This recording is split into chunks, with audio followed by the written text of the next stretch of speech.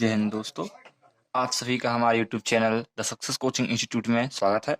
आज हम रस पढ़ेंगे हिंदी में कि रस के अंग, रस के अवयव, रस के प्रकार जो है हम ठीक तरीके से देखेंगे किस प्रकार जो है रस होता है। तो हम देखेंगे। अच्छा, हमारी वीडियो को लाइक, शेयर और सब्सक्राइब करें चैनल को। देखते हैं रस। रस जो है काव्य की आत्मा है। रस को जो है काव्य की आत्मा कहा जाता है। काव्य में रस का वही स्थान है जो शरीर में आत्मा का है।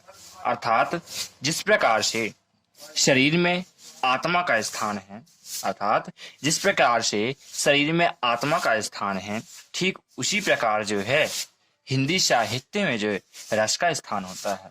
इस प्रकार हमारा शरीर बिना आत्मा के हमारे शरीर का कोई अस्तित्व नहीं है। ठीक इसी प्रकार हिंदी साहित्य का बिना रस के अस्तित्व नहीं होता। अर्थात हिंदी साहित्य में रस बहुत ही महत्वपूर्ण होता है। तो काव्य में रस का वही स्थान है जो शरीर में आत्मा का है। और रस का शाब्दिक अर्थ आनंद होता है। रस का शाब्दिक अर्थ क्या होता है दोस्तों? आनंद होता है। अब इसकी परिभाषा अलग अलग विद्वानों ने दी। जिस प्रकार एक परिभाषा है आचार्य जो है भरत मुनि के अनुसार जो है परिभाषा है कि किसी भी काव्य साहित्य को पढ़ने, सुनने या नाटक आदि को देखने से मन में जो आनंद की अनुभूति होती है उसे ही रस कहते हैं। रस को काव्य की आत्मा या प्राणत्व भी कहते हैं।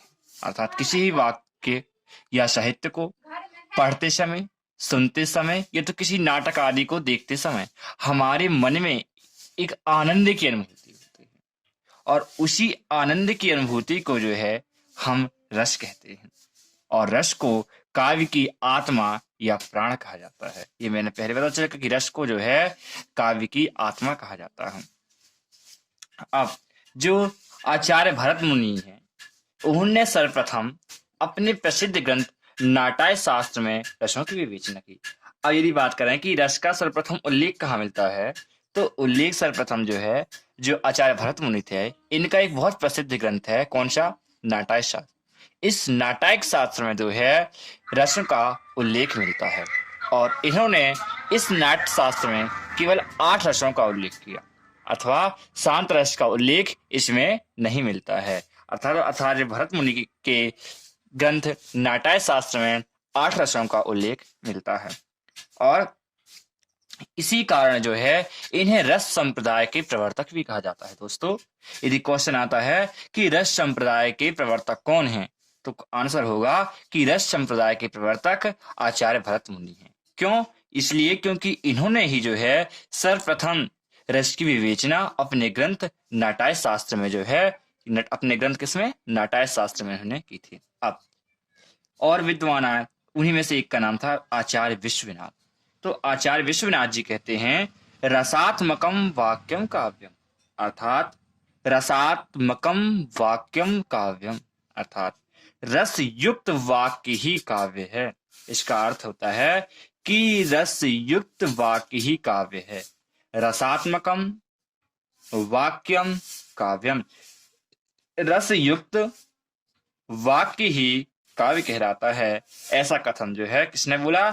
आचार्य विश्वनाथ ने बोला।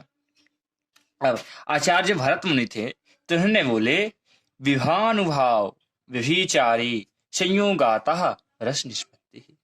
मतलब कि जब विभाव, अनुभाव, व्यभिचारी, इसी का मतलब होता मतलब कि अनुभाव को व्यभिचारी बोला गया तो है ना। तो विभाव, अनुभाव, व्यभिचारी संयोगाता रस निष्पत्ति, मतलब कि जब विभाव, अनुभाव और संचारी भाव इन सभी का जब संयोग होता है तो रस की क्या होती है? निष्पत्ति। इस प्रकार जो है आचार्य भरत मुनि जी ने कहा। अब यदि रस के अंग की बात करें तो रस के जो है 4 अंग होते हैं। कितने अंग होते हैं? 4 अंग होते हैं।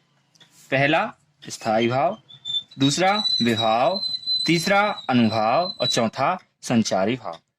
रस के 4 अंग होते हैं। अंग को जो है हम अवयवी कहते हैं। पहला स्थायी भाव, विभाव, अनुभाव, संचारी भाव और संचारी भाव को व्यभिचारी भाव भी कहा जाता है। अब यदि हम स्थायी भाव के बारे में बात करें तो जो हमारे हृदय, स्थायी मतलब होता है स्थित, स्थायी मतलब कि स्थित, अर्थात हमारे हृदय में मूल रूप से विद्यमान रहने वाले भावों को ही हम स्थायी भाव कहते हैं। मतलब कि हमारे हृदय में मूल रूप से विद्यमान रहने वाले भाव ही स्थायी भाव कहलाते हैं। अर्थात मानव के हृदय में जन्म से लेकर मृत्यु तक मूल रूप से विद्यमान रहने वाले भावों को ही हम स्थायी भाव कहते हैं। स्थायी का अर्थ ही होता है क्या? स्थित, अर्थात स्थित भावों को ही हम स्थायी भाव कहते हैं। अब रस का आधार जो है स्थायी भाव को ही कहा जाता है। क्यों इसको कहा जाता है? क्या हमारे अंदर ये जन्म से लेकर मृत्यु तक ही भाव हमारे अंदर होते हैं, बस समय के अनुसार जो है ये भाव जागृत हुआ करते हैं, तो इसी कारण जो है रस का आधार स्थायी भाव को कहा जाता है। अब स्थायी भावों की संख्या जो है पहले 9 थी। जो आचार्य भरत मुनि थे, उन्होंने अपने ग्रंथ नाट्य शास्त्र में 8 रसों का उल्लेख किया। क्यों? क्योंकि उन्होंने 9 रस, शांत रस का उल्लेख नहीं किया। लेकिन और जो विद्वान आए उन्होंने 9 रस की संख्या बताई, बट और विद्वान आए तो उन्होंने 2 स्थायी भावों को और जोड़ दिया। वो 2 स्थायी भाव कौन कौन से थे? एक वात्सल्य रस और दूसरा भक्ति रस। इन दोनों को और जोड़ दिया गया और इन दोनों को जोड़ने के बाद रस के स्थायी भावों की कुल संख्या कितनी हो गई? 11 हो गई। तो कुल संख्या रस की 11 हो जाती है। यदि एग्जाम में आता है कि रस की कुल संख्या कितनी है तो वहां जो है आंसर 11 होगा। और यदि रस में पूछता है कि मूल रूप से स्थायी भावों की संख्या कितनी है तो 9 होती है। ठीक ना? अब इसी को जो है 9 रस थे, तो इसलिए इनको जो है 9 रस कहा जाता है, क्योंकि मूल रूप से जो रस होते हैं उनकी संख्या 9 ही है, इसलिए इसे जो है 9 रस कहा जाता है। ठीक है दोस्तों, अब अपन इसके आगे देखते हैं कि वो 9 रस कौन कौन से थे और उनके स्थायी भाव कौन कौन से हैं। तो हम देखते हैं ये कि पहला है रति। स्थायी भाव क्या था? रति, है ना? स्थायी भाव ये पूरे दिए हुए हैं। पहले जो है यहाँ तक स्थायी भाव थे रति, हास, शोक, उत्साह, क्रोध, भय, जुगुप्सा, विस्मय को आश्चर्य भी कहते हैं, निर्वेद, इतने हुआ करते थे। लेकिन जो नए विद्वान आए उन्होंने जो है वात्सल्य रस को और कौन से देवरति, अनुराग, इसको जोड़ के जो है टोटल इनकी संख्या कुल 11 बताई। अब श्रृंगार रस का स्थायी भाव क्या था? रति। श्रृंगार का स्थायी भाव रति। हास्य रस का हंसी या हास हम इसको कहते हैं। करुण रस का शोक, करुण मतलब शोक, मतलब शोक इसका स्थायी भाव मतलब कि दुख। वीर, वीर का स्थायी भाव उत्साह होता है। रौद्र, रौद्र का क्रोध होता है। भयानक, भयानक रस का भय होता है। विभत्स, विभत्स रस का जुगुप्सा या घृणा होता है। अद्भुत रस का विस्मय या आश्चर्य होता है। शांत रस का निर्वेद। वात्सल्य रस का वात्सल्य या रति। भक्ति रस का जो अर्थ हो वो स्थायी भाव होता है वो होता है देवरति या अनुराग। अब जो ये अपना ये वात्सल्य रस था, वात्सल्य रस के सम्राट जो है किसको कहा जाता है? तो सूरदास जी को वात्सल्य रस का सम्राट, किसको? सूरदास जी को वात्सल्य रस का सम्राट कहा जाता है। तो दोस्तों अपन ने स्थायी भाव को समझा। अब और आगे चलते हैं। इसके दूसरे अंग में जो है क्या? अवयव, विभाव, विभाव। तो विभाव क्या है? तो विभाव का अर्थ होता है कारण। विभाव का मीनिंग क्या होता है? तो विभाव का मीनिंग होता है कारण, मतलब कि स्थायी भावों को जागृत करने वाले जो कारण होते हैं वही विभाव कहलाते हैं। स्थायी भाव को जागृत करने वाले कारणों को ही हम विभाव कहलाते हैं। जो ये मेरे अंदर स्थायी भाव थे, ये मूल रूप से मेरे अंदर थे, लेकिन किसी परिस्थिति द्वारा इनको अब जागृत किया जाएगा। किसी परिस्थिति या वो जो वातावरण था जिसके कारण ये स्थायी भाव जागृत होंगे, उसी वातावरण को हम विभाव कहते हैं। मतलब कि स्थायी भावों को जागृत करने वाले कारण, विभाव का अर्थ होता है मतलब कि कारण, मतलब स्थायी भावों को जागृत करने वाले कारण ही जो है विभाव कहलाते हैं। अब ये जो हैं दो प्रकार के होते हैं, एक आलंबन विभाव और इसका दूसरा होता है उद्दीपन विभाव। तो सबसे पहले आलंबन विभाव पढ़ते हैं। तो जिन वस्तुओं या विषयों का सहारा पाकर स्थायी भाव उत्पन्न होता है, मतलब कि जिन भी वस्तुओं या विषयों का सहारा पाकर स्थायी भाव उत्पन्न होता है, उसी विषय को जो है, उसी कारण को हम आलंबन विभाव कहते हैं। मतलब उसमें कोई वस्तु हो सकती है, कोई भी परिस्थिति हो सकती है उस समय की। तो कुल मिला के जिन भी वस्तुओं या विषयों का सहारा पाकर स्थायी भाव उत्पन्न होता है, उसको हम आलंबन कहते हैं। आलंबन का मतलब होता है सहारा पाकर। आलंबन का अर्थ क्या होता है? सहारा पाकर, अर्थात जिन वस्तुओं या विषयों का सहारा पाकर स्थायी भाव उत्पन्न हो, उसे हम आलंबन कहते हैं। अब ये जो आलंबन है, ये दो प्रकार के होते हैं, एक आश्रय आलंबन और दूसरा होता है विषयालंबन। तो आश्रय मतलब कि जिस व्यक्ति के मन में भाव उत्पन्न हो, एक आश्रय विषय की जरूरत पड़ती है ना, तो आश्रय मतलब कि जिस व्यक्ति के मन में भाव हो, मतलब जिस व्यक्ति के मन में भाव होता है, उसे हम आश्रय आलंबन भाव कहते हैं। और इसी का दूसरा टाइप होता है विषय आलंबन।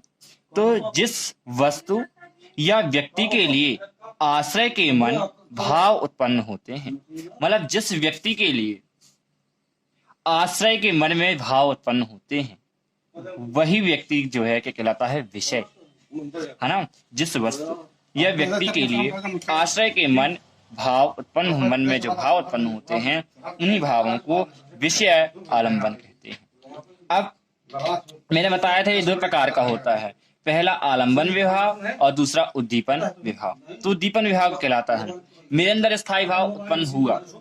अब जब ये स्थायी भाव उत्पन्न हो गया, तो कुछ ऐसे कारण होंगे या कुछ वातावरण या कुछ ऐसी परिस्थिति होगी जो उस स्थायी भाव को और तीव्र गति से करेगा। मतलब कि स्थायी भाव को उद्दीपन या तीव्र करने वाले कारण ही जो है उद्दीपन विभाव कहलाते हैं।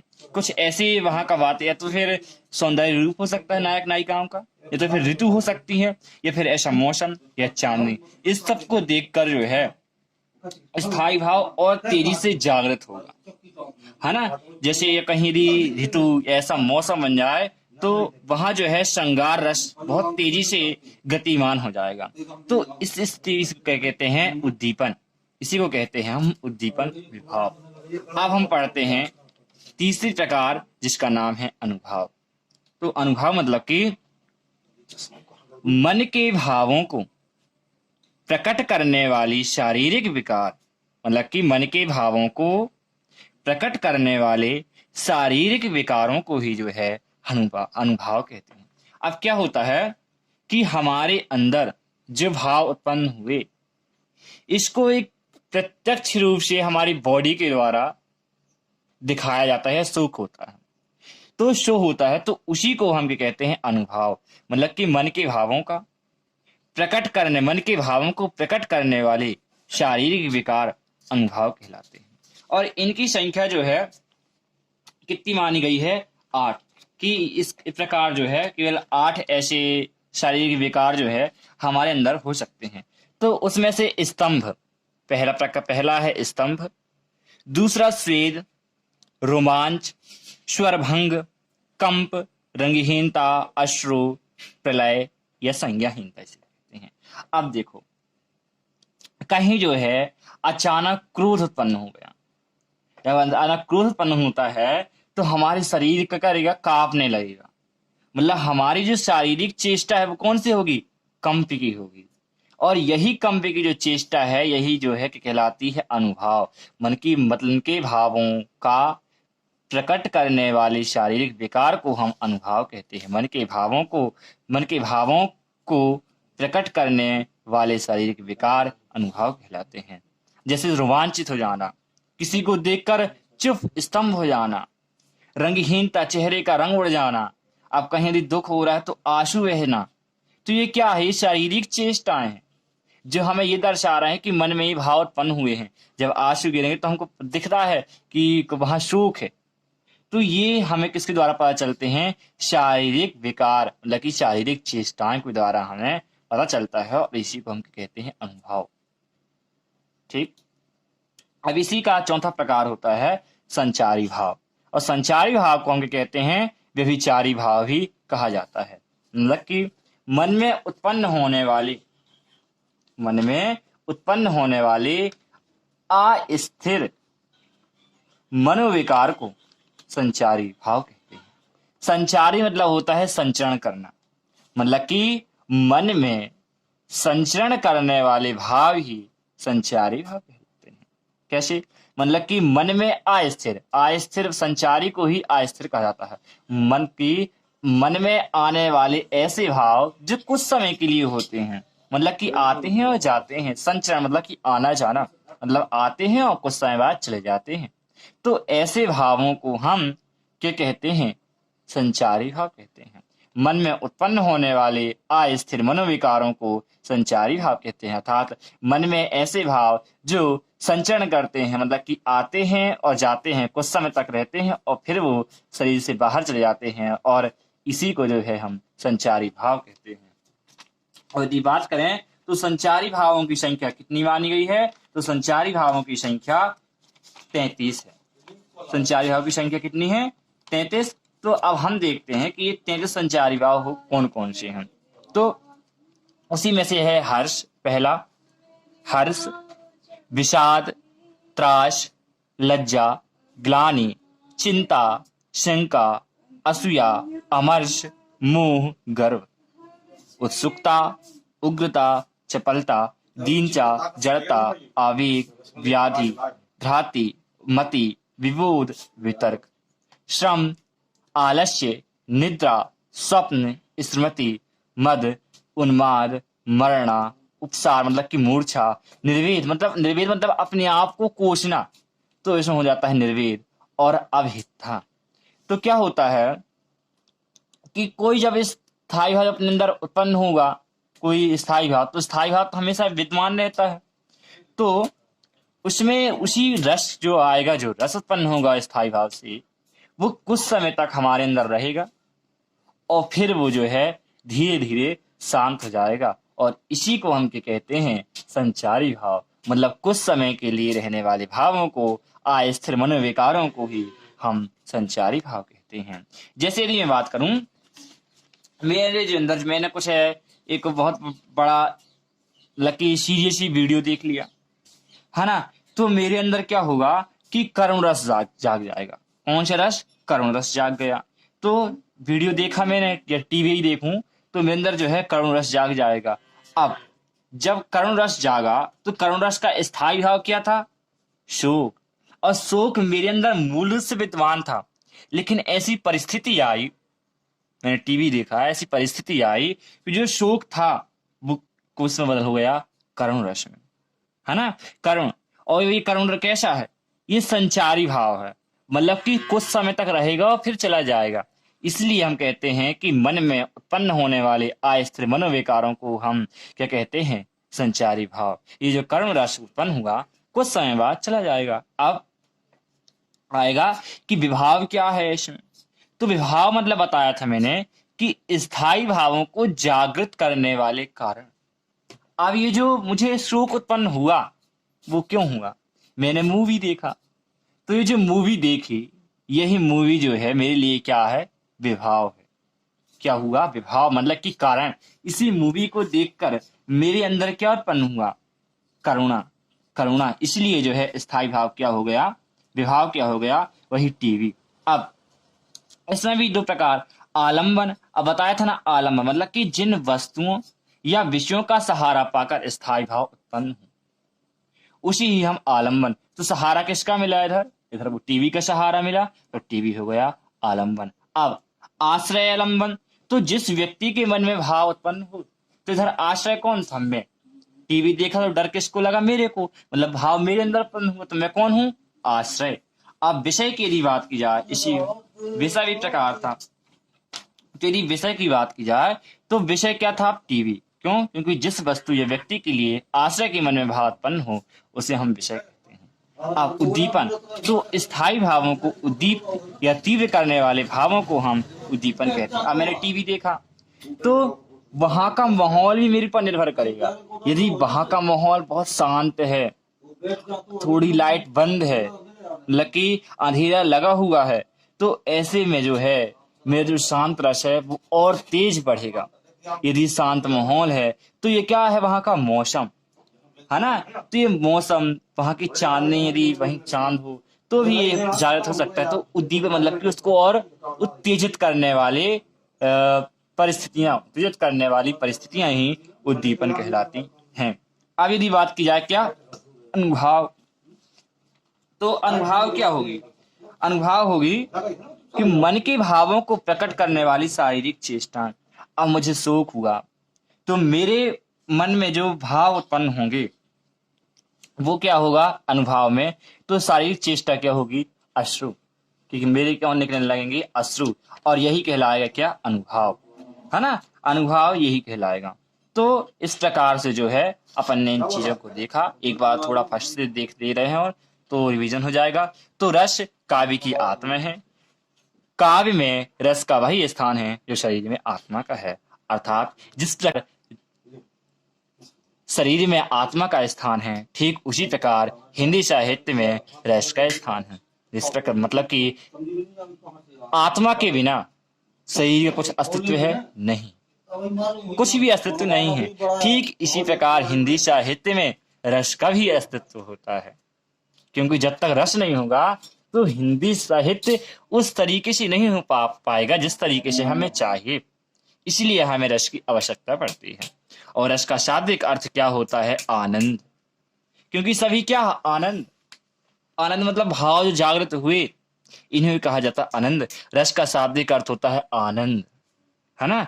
परिभाषा किसी भी वाक्य, मतलब किसी भी काव्य या साहित्य को पढ़ते समय, सुनते समय या देखते समय मेरे मन में जो आनंद की अनुभूति होती है, मतलब यदि मैं कुछ डरावनी चीज देख लिया तो मुझे डर लगने लगेगा, है ना। तो ये जो प्रकार, जो कई प्रकार से उत्पन्न हो सकता है, तो इसी अनुभूति को जो है हम क्या कहते हैं, रस कहते हैं। और रस को काव्य की आत्मा या काव्य का प्राणत्व कहा जाता है ना। क्वेश्चन आता है कि काव्य की आत्मा किसे कहा जाता है, तो रस को काव्य की आत्मा कहा जाता है। और सर्वप्रथम आचार्य भरत मुनि ने अपने प्रसिद्ध ग्रंथ नाट्य शास्त्र में रसों की विवेचना की, और इसलिए इन्हें रस संप्रदाय के प्रवर्तक कहे जाते हैं या कहा जाता है। आचार्य विश्वनाथ के अनुसार इसकी परिभाषा है, रसात्मकम वाक्यम काव्यम, रस युक्त वाक्य ही काव्य कहलाता है ना। और आचार्य भरत मुनि के अनुसार विभानुभाव विभिचारी संयोगातः रस निष्पत्ति, इसमें जो है स्थायी भाव को उल्लेख नहीं मिलता। ये आचार्य भरत मुनि की परिभाषा में उन्होंने बोला कि जब विभाव, अनुभाव और संचारी भाव का जो संयोग होता है तो इसी संयोग से रस की निष्पत्ति होती है। फिर अपन ने रस के 4 अंग पढ़े।